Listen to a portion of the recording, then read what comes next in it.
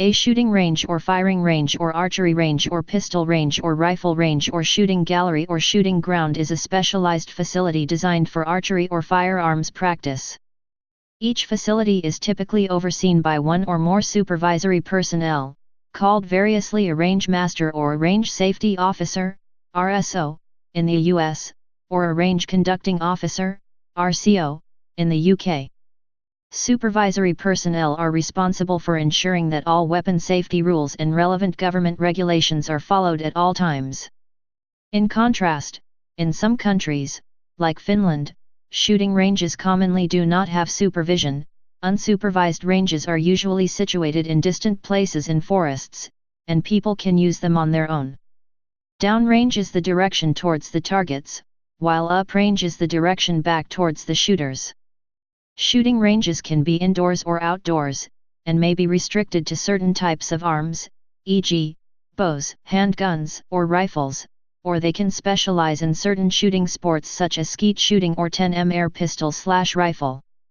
In the U.S., the National Institute for Occupational Safety and Health, NIOSH, provides recommendations for protecting workers and shooters from hazardous exposures at indoor and outdoor firing ranges. Specific countries.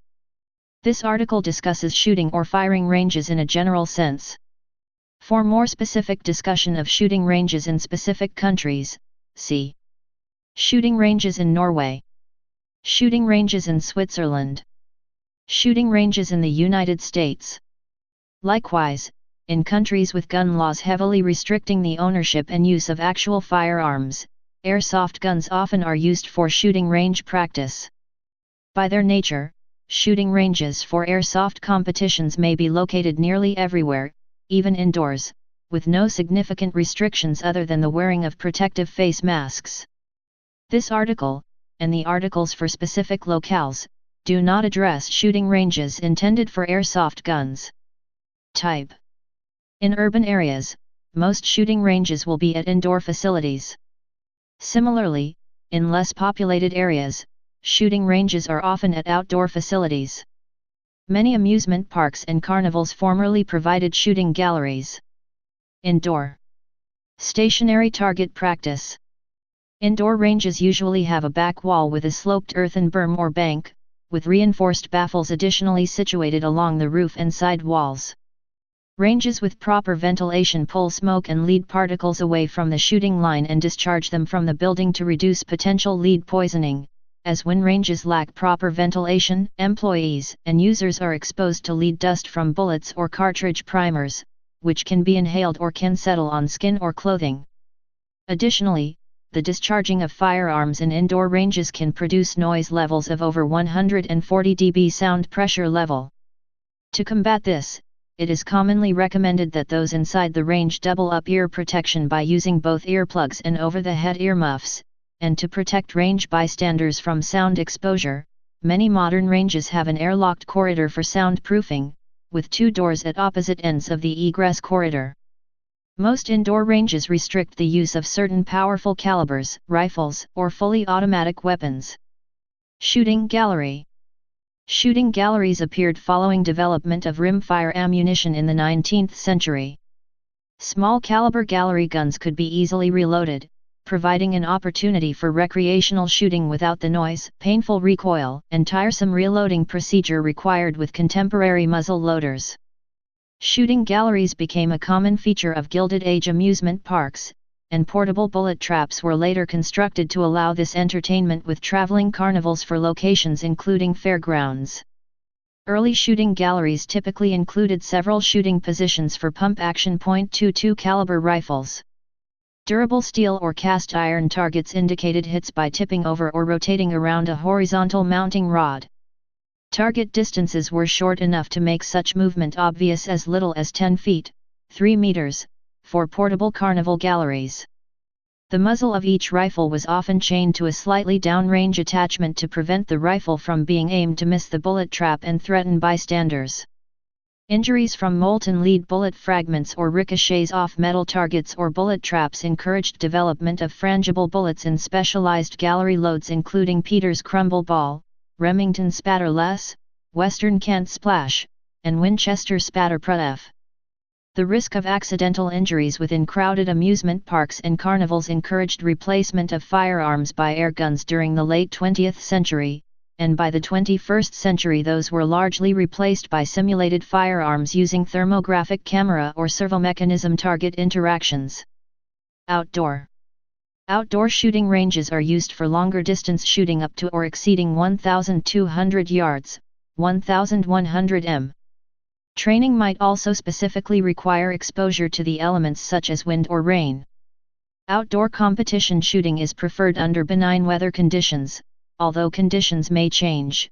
Competition is only abandoned when safety becomes an issue. Outdoor shooting ranges are designed to contain all fired shots. This necessitates a high retaining wall behind the target line called a backstop or stop butt, comprising an earth mound, sandbag barrier, or specially designed funnel-shaped traps to catch and prevent misaligned shots, errant projectile ricochets, or shots going beyond the bounds of the shooting range. Most outdoor ranges restrict the maximum caliber size and slash or projectile energy based on the design specification of the range. Some target shooting ranges have separate facilities devoted to the use of higher-powered firearms such as .50 caliber. Outdoor ranges may be partially enclosed and so have some features in common with indoor ranges. For example, the British Armed Forces Barrack Range has a roofed firing point and normally has 360 degrees walls. As its name suggests, it is generally found in military bases rather than in the more remote areas common to outdoor ranges. Several studies of outdoor firing ranges have shown that exposure to lead and noise can cause health problems, particularly among employees and instructors. Outdoor ranges need less cleaning and maintenance than indoor ranges. However, despite the natural ventilation of outdoor firing ranges, some outdoor ranges have ballistic baffles overhead, and concrete walls and structures on the sides that can cause the air to stagnate and lead to increased exposure to lead and noise. Consequently, operators of ranges might consider adding sound transmission barriers, absorptive materials, and natural vegetation to lessen noise emission. Fans pointing downrange can provide air movement away from shooters to lessen lead exposure. Air rifle. Outdoor air rifle ranges can have a fixed distance such as 10 meters, 11 yd, or 25 meters, 27 yd, or be an area for the practice of the sport of field target shooting, where reset metal targets are placed in natural surroundings at various distances and elevations, with a pellet trap behind the target. Small bore rifle. Small bore, .22 long rifle caliber, rifle ranges are typically 50 meters, 55 yd, to accommodate the Olympic 50m rifle event, but they can extend to 200 meters, 219 yd. These ranges are found around the world as part of various cadet shooting programs, sometimes reduced to 25 meters, 27 yd, or in American parlance the 1,000-inch range. Often called miniature rifle ranges, they featured as training establishments for initial military marksmanship training using lower-cost ammunition imparting less recoil, or for entertainment carnival games, or, if built to a high specification, are used for zeroing in full-bore rifles using specially designed ladder targets. Full-bore rifle. Target shooting range for larger caliber centerfire rifles are no shorter than 100 meters, 109 yd, except in the case of zero ranges used for setting or checking the open, iron, or aperture, peep, sights of the rifle and telescopic sight zero. Military ranges are typically at least 501,000 meters, 547,1,094 yd, to safely accommodate the range of most rifles. Public ranges can be as long as 2,000 yards, 1,829 m, and typically accommodate hunters and sportsmen participating in sports such as 300 m standard rifle, metallic silhouette, or bench rest shooting. Shotgun. Specialist ranges cater for various clay pigeon shooting events and require special layouts and equipment. Firing point. The firing point normally is at a defined point on the ground, and on a civilian range will usually be level and flat. Outdoor ranges without a covered firing point are usually grass, often on a slightly raised, flattened mound. Outdoor ranges with a covered firing point are usually concrete or tarmac. Outdoor military range firing points are not usually covered and may have other configurations, e.g., sloping, a gravel base or hole in the ground. A fixed firing point or echelon rifle range is where the targets are located at the various distances with the marksman or woman shooting from the one firing point. The most advanced rifle range of this design was constructed for the Commonwealth Games New Delhi 2010. The firing point cover can be as simple as a tent, to a frame with only a roof, to keep off rain or sunshine, to a substantial building with appropriate apertures to shoot through. Targets. Civilian targets are usually made of paper or a plastic core flute, sometimes with a canvas or Hessian back on the larger long-range types. Most competitive targets are a solid black circle on a white background. The black circle may have scoring rings. Targets of other shapes may be used, such as used in pistol, handgun, target shooting. Reactive targets allow shooters to easily identify bullet strikes. This allows shooters to improve their skills by quickly being able to compare their aiming point and where the actual bullet impacted the target. Those who choose to use military surplus rifles in competition on firing ranges at set distances include bolt and semi-automatic actions, with targets used as per military standards, current and historic. The same applies for the matches they shoot. A number of countries have recently limited the use by civilian populations of the semi- and full automatic firearms, to the detriment of competition at an international level. Other target types include a metal plate that is knocked over by the bullet, such as in the air rifle sport of field target or handgun discipline of IPSC, and stationary metal plates of scaled animal outlines on which bullet strikes mark, as well as those that mark the paint which is painted over again after scoring. Butt/backstop. The butt/backstop is the area behind the target into which the shot impacts, having passed through the target. Outdoor and sometimes indoor ranges have earth or sand butts. Indoor ranges can use angled plates with collectors, often with a rubber curtain through which the bullet passes and is then stopped by a metal plate. Ranges without automatic target placements sometimes have concrete trenches where personnel lift and retract, mark, and replace targets. They need to be of sufficient height to capture the projectile intended for the target, as well as any ricochet that may occur from the projectile striking the floor of the target range fairway. Usually the top is at least 5 degrees in elevation from the 100 m firing line. Wind flags.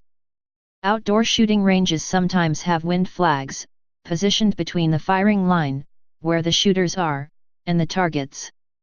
Shooters observe these flags to make an estimate of wind speed, which is then converted into lateral minute of angle point of aim corrections or, alternatively, windage hold-off corrections. The flag method is the most common method used to estimate wind speed. A flag blowing in the wind will naturally blow away from the flagpole, with the angle of the bottom of the flag to the flagpole increasing with increasing wind speed. To estimate the wind speed in mph, the angle in degrees between the bottom of the flag to the flagpole at the mid-range position between the shooter and the target is divided by 4. For example, an angle of 60 degrees between the bottom of a flag and a flagpole would be estimated as a 15 miles per hour, 24 kilometers per hour, wind speed. The clock method is then used to determine full value, half value, or no value corrections in minute of angle for this wind. Aligning the target at the 12 o'clock position or direction, with the 6 o'clock direction being directly behind the shooter, winds at 3 or 9 o'clock are equated to full value, winds at 1, 2, 4, 5, 7, 8, 10, 11 o'clock are equated to half value, and winds at 12 and 6 o'clock are equated to no value. The minute of angle correction, full value, is then commonly estimated as range/100 times wind/c, where c is a constant. The constant c equals 15 for ranges from 100 to 500 meters, 14 for 600 meters, 13 for 700-800 meters, 12 for 900 meters, and 11 for 1000 meters. For full value winds, this full windage correction is used.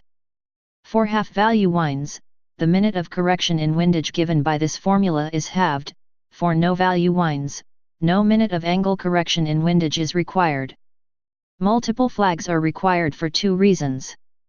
First, the wind speed closest to the midpoint of range has the greatest effect on the projectile. In addition, the wind at one part of the range will not always be the same at another part. Wind flags are not always actual flags, sometimes streamers are used, small triangle flags, or even pinwheels. Factors such as the range length and expected strength of the wind determine the best type of flag to use. When no flags are available, a small leaf or other small light object can be dropped from shoulder height, and the object is then pointed at by the shooter. The angle between his arm and his torso can provide an equivalent wind speed estimation as a wind flag, although it will not be at the mid-range location along the bullet's trajectory. Archery ranges.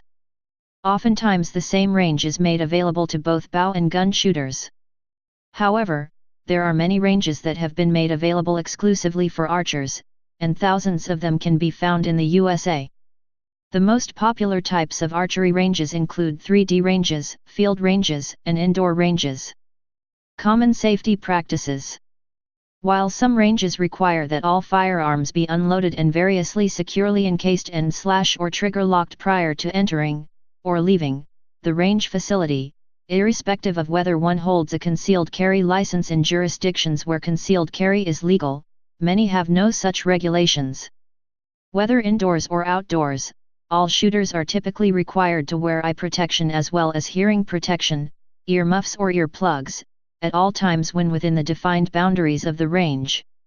Depending on the range, prescription eyeglasses may qualify as eye protection. Indoor ranges can be particularly unsafe, due to high lead exposures and increased noise exposures where the design or management is not of a quality conducive to best practice.